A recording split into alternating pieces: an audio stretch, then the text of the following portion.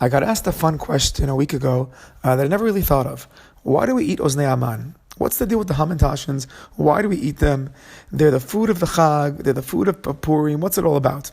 So like the back of my head, I was thinking, oh yeah, like a little kid, we learn about Haman's ears, they were pointy, or the three-cornered hat, Lakova Shali Shalosh Pinot, there's three corners to Haman's hat. But I started thinking like, okay, but what really is going on? Like, is that really true? Did Haman have a hat? Were his ears pointy? So I started looking it up, and I came up with some cool ideas. So first off, at first, if you look at like the later commentaries, more the Hasidic Torah, they all start quoting this midrash that seem to fit perfectly. And the midrash goes in the pasuk after Haman takes Mordechai around on the horse.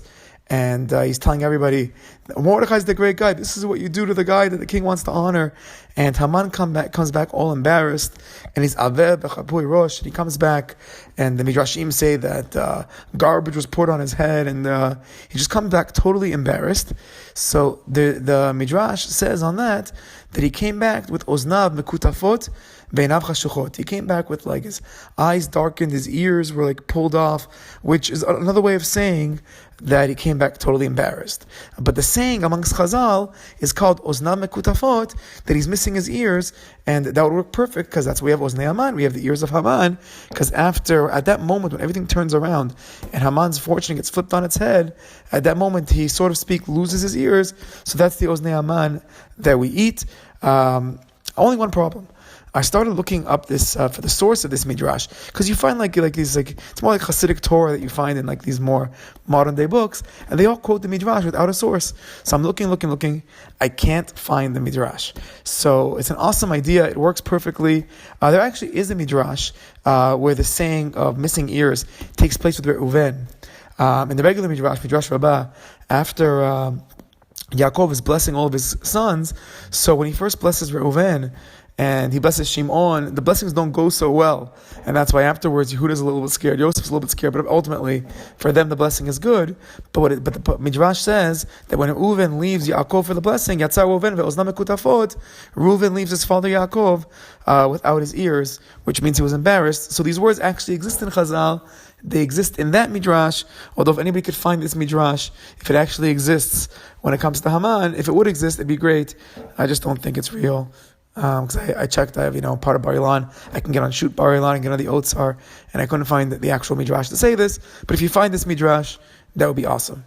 So I started looking a little bit more, and you find some more inappropriate explanations about fertility and Avodah Zarah of Ishtar, which sounds like Esther, but that's probably not true either. Actually, that's not true. That has been debunked. So if you see this Apikoros Torah about Oznei Haman, it's not true either, because the truth is, if you really look it up, it seems to be that the hamentashens didn't really start happening. They weren't really created until like the 1800s in Europe. And that became like the cookie of the Ashkenazim that they ate before Purim. And it sounds like, if you look at the Yiddish itself, this seems to make the most sense. This is probably the pshat. We're going to go with some other explanations that are a little bit deeper, but probably the pshat of where it came about is hamentashens. The word man in Yiddish means poppy. And actually, if you take the Google Translate, I tried this, Google Translate the word man, M-A-H-N, and it comes up as poppy. So this is legit. Man means poppy, and tashin means kis, a pocket. It's like a poppy pocket. It would be like we call in modern day Hebrew here a poppy burekas. And growing up, this makes a lot of sense, because growing up, I only remember poppy seed hamentashens. Like that was everywhere you went, it was poppy seed. And as a kid, you're thinking, oh, maybe it's chocolate. Nope, it's poppy seed. And if you were lucky, maybe you'd get the raspberry one. And if you were really lucky, you'd get the apricot, the mishmish hamentashen. That was like the crown joy. That was the jewels. Get yourself the apricot hamentashens.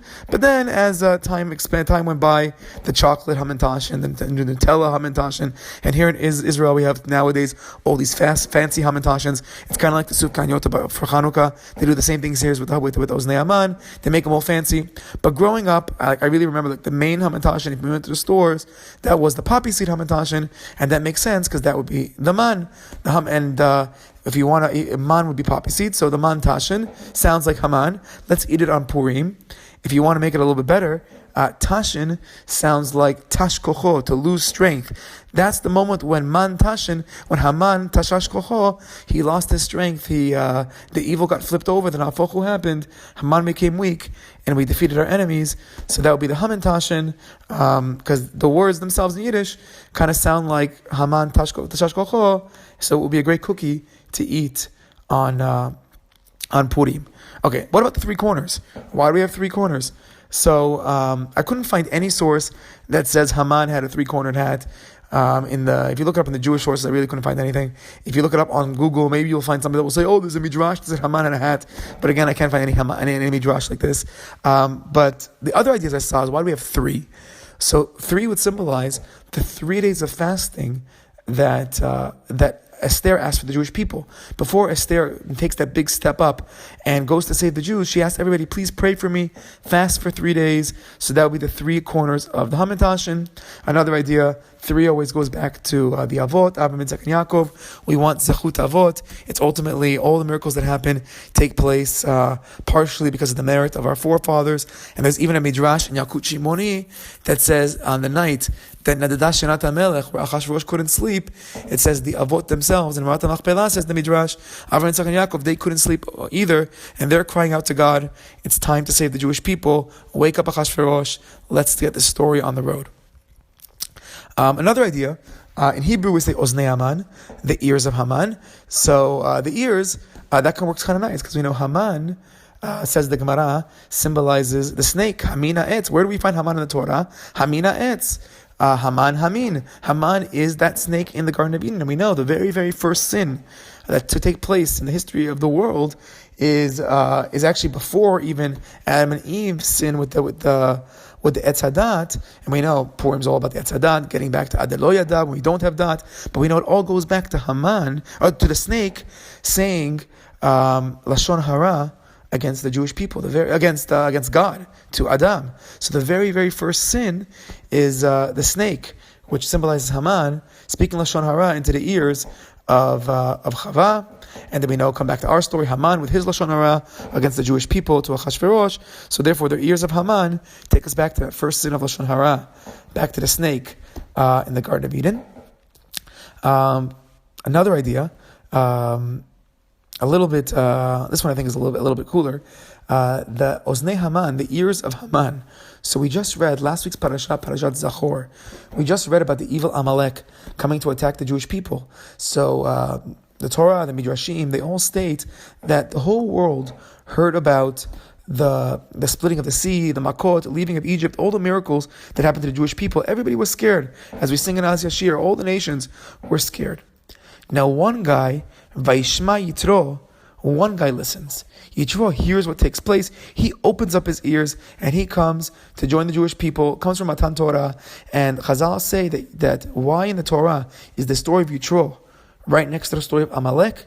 To show us the difference, the juxtaposition of the two, compare and contrast. Look at Yitro. He was Vayishma. He listened. But Amalek, not only did they not listen, they closed their ears. And they came and they attacked the Jewish people. So too, Haman closes his ears when he's going to fight the Jewish people. When he wants to buy us out, he's ignoring all the history of the Jewish people. He's ignoring the fact that he's ultimately going to fall, and he closed his ears. And again, that's the Oznei Haman. And another idea. This I saw on a Chabad website, that the cookie itself, the whole story of Purim, is the hidden miracle. The Nafochu, we have all these terrible things happening, and those terrible things ultimately turn out to be our salvation. So it's terrible story after story after story, that ultimately at the end of the story, it all turns around. But at the beginning it looks totally ordinary. So that's the hamentashens. On the outside, it's an ordinary cookie. But you got to eat. You got to get down to the middle, that sugary, sweet middle, the filling, the chocolate nowadays, the old school poppy seeds, the apricots, the mishmishim. You want to get to the middle, but you got to go deep into the story to see the hidden miracle. That's the costumes. That's the Oznei Haman. Okay, one last idea. This one I actually liked the best. Chazal tell us that the whole miracle of Purim was so exciting, was so happy.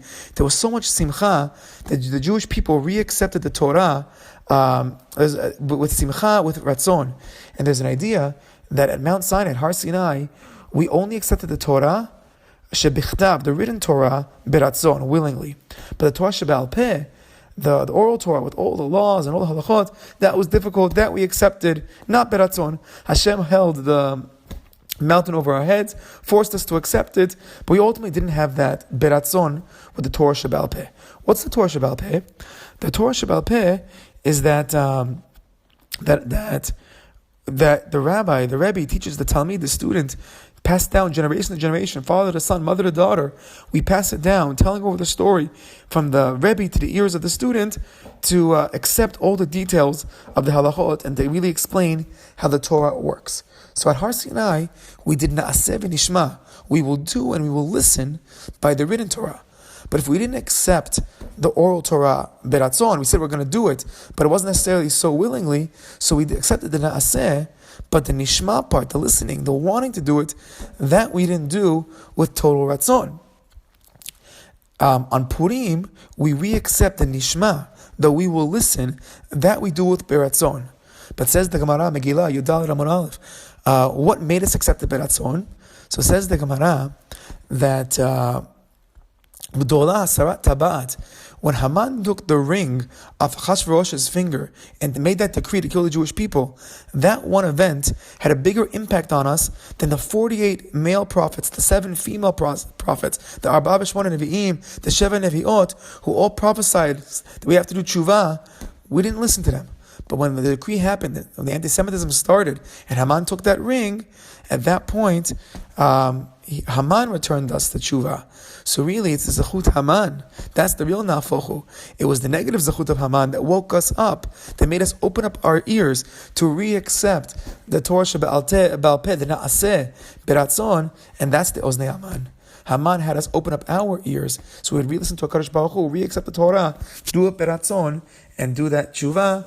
I wish you guys all a happy Purim. It should be one of simcha. We should open up our ears. We should get rid of Haman's ears and really enjoy those hamentashens, those Oznei Haman, beratzon with simcha.